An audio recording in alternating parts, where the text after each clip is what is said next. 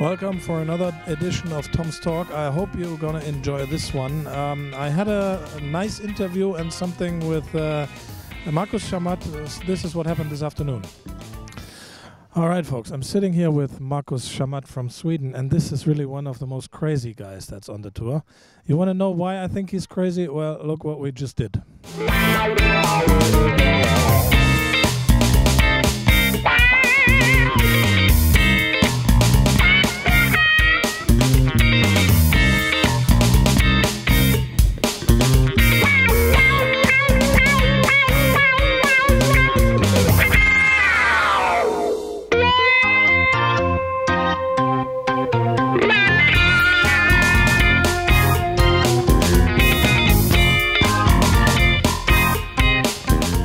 We're getting closer to the crime scene now.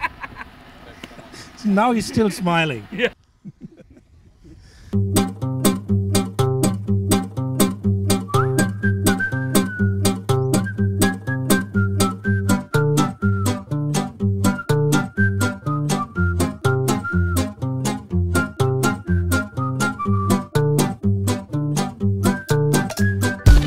Okay, Marcus, now we're going to get our gear on and we're going to jump in there. Have a look. Do you see anything? It's only green. Or blue, green, blue, kind of. And that's what it's going to be.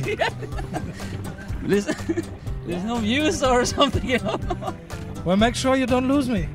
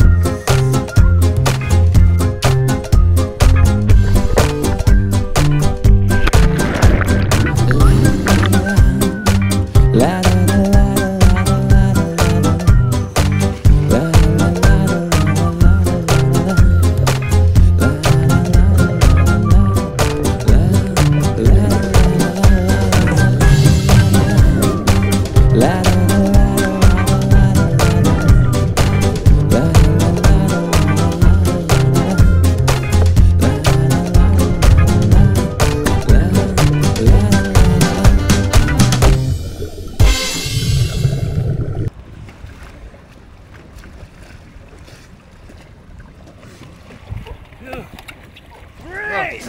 There you go.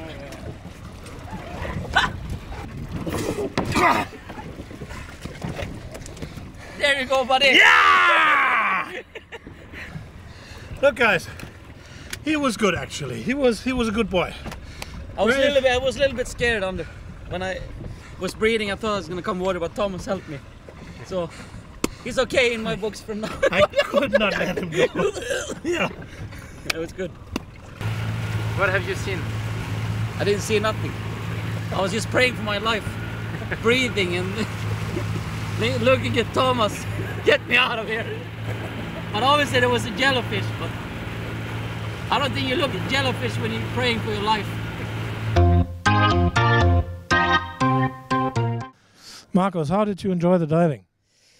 It was scary in the beginning. We went out on a boat. Then I found it more relaxing when I get used to the equipment and stuff, and my ears still hurts a little bit from the diving down deep. So it was fun, but at the same time it's not so easy as I thought it's gonna be. But you're a bit crazy, huh? I did a lot of different challenges, so this was one milestone that I wanted to do. I did a lot of challenges, different challenges, so this was fun. I remember we know each other like, what, 15 years or something? So that means we met when I was 14. And back then you started playing the Eurotour. You came with Tom Storm to the Eurotour, right? That was your early days, if I remember that correctly. Yeah, in the beginning, yeah, Tom and Bengt Pedersen. Yes. I went. Yeah. Yeah. Okay, so after that first Euro Tour period, then you became friends with Mika Immonen after he won the World Championships, and you had something in the Philippines going on, if I remember correctly. Yeah, we were trying to open a bar. Well, Mika actually got involved at first in a bar, and I was very close to be involved in that business there, but luckily I didn't. So he, unfortunately, I think that's something he wants to forget in his life, being involved in that bar. So I was lucky that time.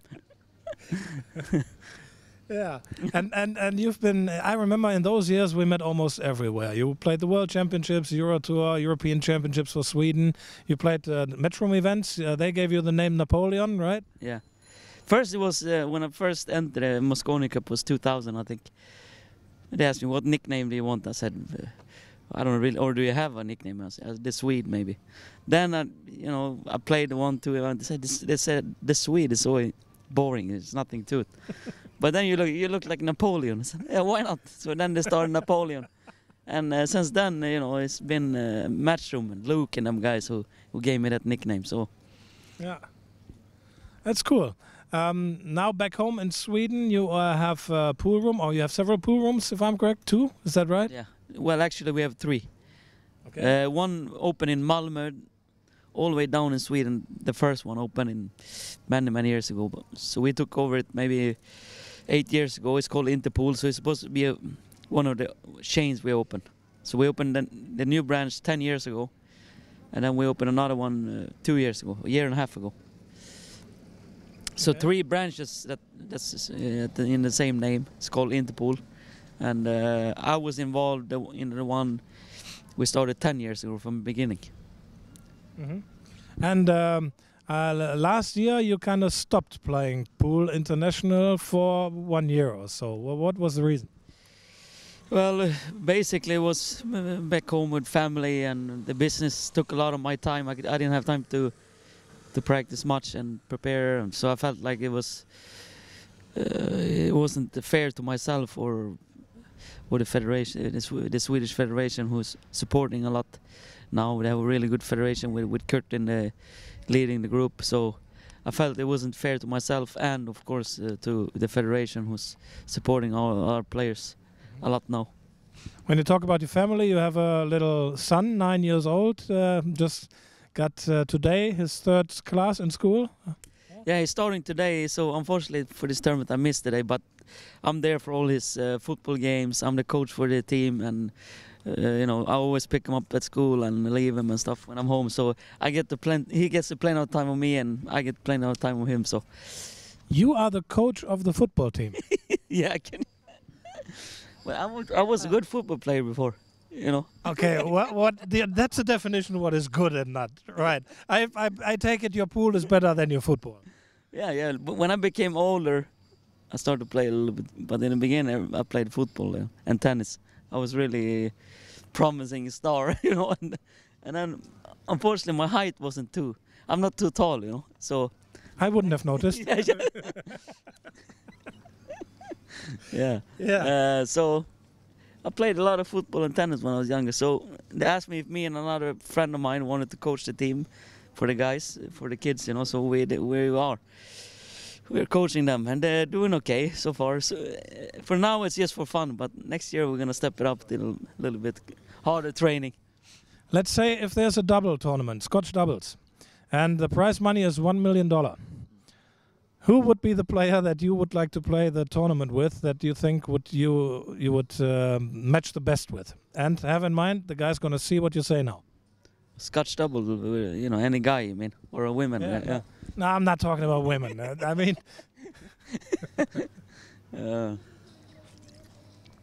Well, I think the most... like I played with Mika a lot in the Scotch doubles in the Mosconi Cup. We had a lot of success in the beginning, but then last couple of years we lost a few games. So I think the best Scotch doubles games I played is probably with Mika, so I probably have to pick with him. So he's gonna be happy. Okay, so regards to Mika from here, right? Okay. So the Euro Tour is going to start tomorrow for you. Now you done a little sport today, as we saw. I bet that your son is really proud of you when he sees that. And what is your goal for the Euro Tour? What would be a finish that you would say that's it? That'll do it for me. Just this event, you mean, or the whole season? Or Just this. just this event. Well, every time I go to tournaments now, I just want to play good. And if I play good, I feel like I can compete with the best still, you know. And although I had the whole season last year off, you know, I think your game is a little bit more up and down than usually. So I just want to go play good and play. You know, if I play good, I want to play the next game good, the next game. And then, of course, I can win tournaments still. I wouldn't be here, you know, if I felt like I couldn't win that. Tournament. I understand that, but give me a number. When would you be happy? Winning, of course. I would be happy if winning. Only one number. No. If you're number 2, you go home like. Oh. No. If I would lose in the last 8 players quarterfinal, and I would play a good match and I would lose, I would be happy. Okay. You know, I would be happy with that. If I lose last 16 and I play good, I don't think I would be happy. But if you're in the top 8, it means, I mean, Euro Tour is the toughest tour and one of the toughest tours in the world. There's so many good players.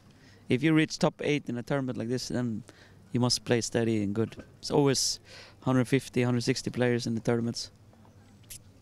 Well, good luck for the tournament. Thank you for the interview. Thanks for the diving, man. That was really brave. Okay. I tell you, not everybody would have done that. You have to be a little bit crazy to do that.